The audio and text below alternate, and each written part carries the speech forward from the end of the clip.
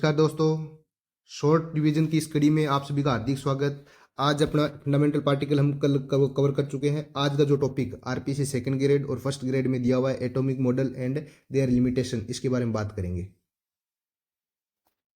Atomic model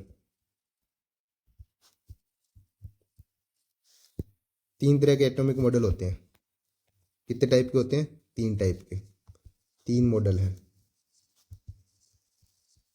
सबसे पहला model Thompson का परमाणु मॉडल, थॉमसन का परमाणु मॉडल।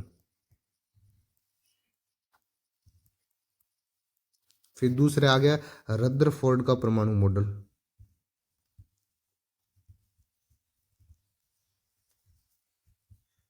और लास्ट में आता है बोहर का परमाणु मॉडल।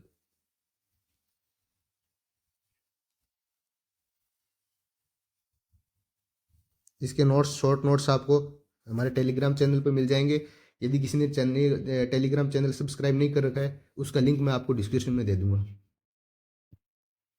देखो ये क्या बताता है, ये इसने ये देखो, ये एटम होता है। इस एटम के बारे में, ऊपर वाला जो ये एटम है, इस एटम के बारे में सबसे पहले किसने बताया था? ये बताया था थॉमसन ने। एटम के बारे में किसने बताया था? थॉमसन ने। और इसके अंदर जो नाभिक होता है, ये नाभिक है। इस नाभिक के बारे में सबसे पहले किसने बताया था? रदरफोर्ड ने। तो एटम के बारे में थॉमसन ने बताया, नाभिक के बारे में रदरफोर्ड में बताया। और इलेक्ट्रॉन इसके चारों ओर चक्कर लगाते हैं, इलेक्ट्रॉन इसके चारों ओर वर्ताकार पथ पे चक्कर लगाते हैं, ये किसने बताया था? बोहर ने। मेरे हिसाब से आपको तीनों समझ में आ गया। एटम के बारे में थॉमसन ने, इसके अंदर जो नाभिक होता है उसके बारे में रदरफोर्ड ने, और इलेक्ट्रॉन चारों ओर चक्कर लगाता है, ये किसने बताया था? बोहर ने। इनको लिखते हैं।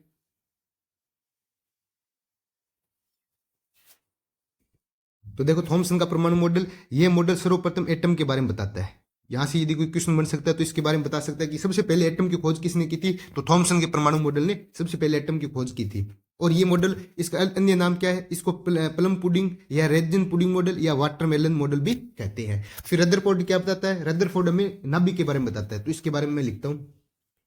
देखो रदरफोर्ड का परमाणु मॉडल, सबसे पहले परमाणु के अंदर नाभिक, न्यूक्लियस की खोज किसने की थी? तो रदरफोर्ड के मॉडल ने खोज की थी। और कौन से एक्सपेरिमेंट के थ्रू की थी? तो अल्फा कणों के या द्वि आवेशित हीलियम कणों के प्रयोग से। ये पूछ सकता है आपको कि सबसे पहले नाभिक की खोज किसने की थी? तो रदरफोर्ड के परमाणु मॉडल ने की थी। इसके हिसाब से देखो, ये न्यूक्लियस है और ये परमाणु है। तो इस न्यूक्लियस की जो त्रिज्या है, ये जो अंदर वाला न्यूक्लियस है, ऐसा न्यूक्लियस है, इसकी जो त्रिज्या होती है, इसकी त्रिज्या होती है 10⁻⁻15 मीटर। यानी इसको ऐसे फर्मी मीटर भी बोल सकते हैं, 1 फर्मी मीटर के बराबर। ठीक। और यहां से यहां तक ये जो त्रिज्या है, ये किसकी है? ये एटम की त्रिज्या है, परमाणु की त्रिज्या है। और इसकी वैल्यू होती है 10⁻10। एटम की त्रिज्या 10⁻10 होती है, यानी एमस्ट्रॉन के बराबर होती है। और नाभिक की त्रिज्या फर्मी मीटर के बराबर होती है। और यदि आपको मास नंबर देके और नाभिक की त्रिज्या पूछ लिया जाए, तो मास नंबर बराबर ये वाला फॉर्मूला लगाना है, R बराबर 1.33 इंटू 10⁻15 A⁻1/3 इंटू m। यहाँ ए अपने क्या बोलेंगे? R बोलेंगे नाभिक की त्रिज्या, और ए बोलेंगे द्रव्यमान संख्या, X Z A। देखो ये कोई भी परमाणु है, उसको रिप्रेजेंट करने का तरीका होता है, तो इसको बोलते हैं अपना मास नंबर। जो ऊपर वाला होता है वो मास नंबर होता है, नीचे वाला होता है वो परमाणु क्रमांक होगा। मैं अगली वाली क्लास में आपको करवाऊंगा। तो यहाँ इस मास नंबर है ना, इसकी पावर 1/3 के बराबर होती है। 1.33 इंटू 10⁻15 A⁻1/3 इंटू मीटर में। ये अपने को बहुत ज्यादा इंपॉर्टेंट है, बहुत ज्यादा याद रखना है, क्योंकि ये लगभग हर एग्जाम में इससे एक क्वेश्चन पूछ ही लेते हैं। ठीक है, तो हो गया अपन रदरफोर्ड। अब बात करते हैं बोर मॉडल। देखो परमाणु का बोर मॉडल, एक बार आप वापस समझो इस चीज को। क्या बताना चाह रहा हूं मैं? सबसे पहले ये एटम है, इसके बारे में किसने बताया? थॉमसन के में। उसके बाद में इसके अंदर नाभिक होता है, ये किसने बताया? रदरफोर्ड ने। फिर इस नाभिक के चारों ओर इलेक्ट्रॉन चक्कर लगाता है, ये किसने बताया? बोर ने। अब ये नाभिक के चारों ओर चक्कर काटेगा, ये वर्ताकार पथ पे चक्कर लगाएगा। तो ये जो चक्कर है, ये एक फिक्स कोस में लगाएगा। उस कोस के क्या होना चाहिए? उस कोस का कोणीय संवेग होता है वो NH/2π के बराबर होना चाहिए। यानी जो कोणीय, इसको बोलते हैं कोणीय संवेग। तो कोणीय संवेग होता है वो H/2π का पूर्ण गुणज होना चाहिए। दूसरी बात, ये जो इलेक्ट्रॉन है वो चक्कर लगा रहा है, वो किस स्पीड से चक्कर लगा रहा है, उसकी वेलोसिटी किसने बताई? बोहर मॉडल ने बताई। फिर उसकी इस इलेक्ट्रॉन की ऊर्जा क्या होगी? ये भी बोहर मॉडल ने बताई। फिर ये इस नाभिक से इस इलेक्ट्रॉन की दूरी यानी त्रिज्या क्या होगी? ये भी बोहर मॉडल ने बताई थी। ठीक है, तो ये सारी अपने बोहर मॉडल में पढ़ेंगे। तो देखो इसमें क्या क्या लिखा है। इस मॉडल ने नाभिक के चारों ओर वृत्ताकार पथ पर इलेक्ट्रॉन गति करता के बारे में बताया सबसे पहले, ठीक है। उसके बाद ये मॉडल केवल एक इलेक्ट्रॉन वाली स्पीसीज पे लागू होता है, जैसे हाइड्रोजन, हीलियम, लिथियम 2+, जिनमें एक इलेक्ट्रॉन होता है, उसी स्पीसीज पे क्या लागू होता है, बोर मॉडल। एक इलेक्ट्रॉन कैसे होता है, अब देखो हमें इलेक्ट्रॉन की संख्या निकालनी होती है तो Z माइनस आवेश होता है, इलेक्ट्रॉन की संख्या बराबर Z माइनस आवेश। जैसे He+ में निकाल रहे हो तो यहाँ पे Z की वैल्यू 2 है, तो इलेक्ट्रॉन की संख्या आएगी 2 माइनस आवेश कितना 1, तो 1 आ जाएगा इसमें। इसी प्रकार Li2+ में निकालना है तो यहाँ पे इलेक्ट्रॉन की संख्या Z कितना होगा, Li के लिए 3 होता है, तो 3 माइनस और प्लस चार्ज कितना है 2, आवेश यानी 2 है, तो 1 आ जाएगा। यानी सिर्फ एक इलेक्ट्रॉन पे ही इसको लागू किया जा सकता है, सिर्फ एक इलेक्ट्रॉन पे लागू होता है, एक इलेक्ट्रॉन वाली स्पीसीज पे होता है। फिर देखो MVR मैंने आपको बताया कोणीय संवेग होता है वो किसका पूर्ण गुणज होना चाहिए, NH/2π का पूर्ण गुणज होना चाहिए। फिर कोस की त्रिज्या होती है, कोस की त्रिज्या क्या आएगी, R बराबर 0.529 इंटू n² M स्ट्रॉन्ग में आनी चाहिए, या फिर पिकोमीटर में लिखेंगे अपन तो 52.9 n² पिकोमीटर में।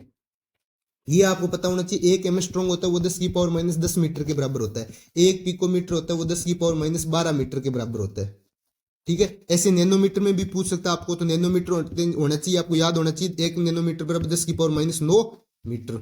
ये आप कन्वर्जन करना आना चाहिए। यदि किसी को नहीं आ रहा है तो यहाँ पे नहीं समझा सकता, पूरा डिटेल वीडियो आपको चाहिए तो हमारे कोर्स को ज्वाइन करो, वहां पे आपको डिटेल में समझा रखा है। फिर देखो इलेक्ट्रॉन का वेग V बराबर 2.18 इंटू 10⁻6 Z/n मीटर पर सेकेंड।